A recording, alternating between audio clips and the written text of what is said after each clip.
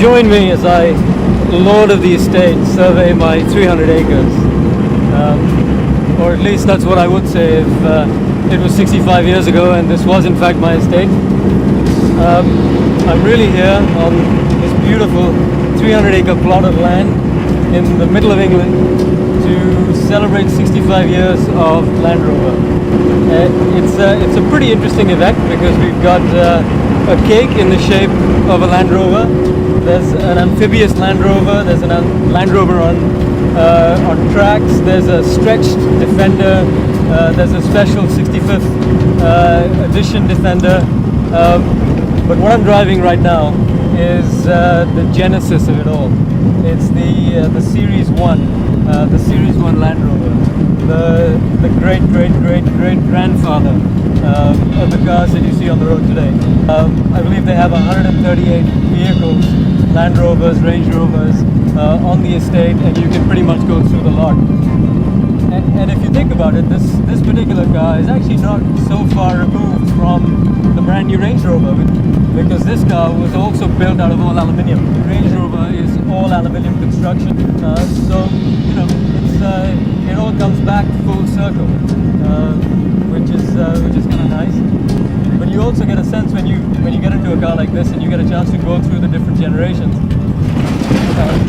of just how far the automobile has evolved. There's an argument sometimes that says that the automobile hasn't really evolved that much in the last 100 years because basically the structure stayed the same, the internal combustion engine has stayed largely the same. But when you get a chance to sample the cars over the years, you really get a sense of just how much the automobile has evolved. These cars really require you to have a flair for the mechanics of the vehicle. It's got a non-synchro mesh first, second gear, so you have to double declutch and get it in gear. You really have to be able to get a feel for the vehicle and be at one with the car.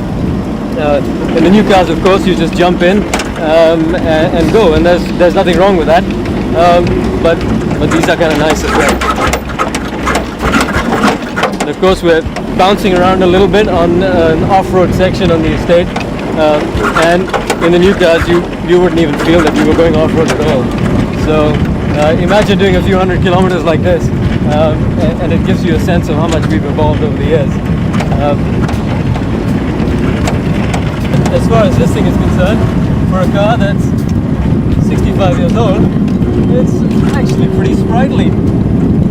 We're doing about 30 miles an hour, wind in your face, and if I was surveying my estate, this would be a nice vehicle to do it in. So, like I said, it really is a privilege to get a chance to go out in some of these cars because they really are legendary vehicles. The automobile as we know it today is what it is because of cars like this.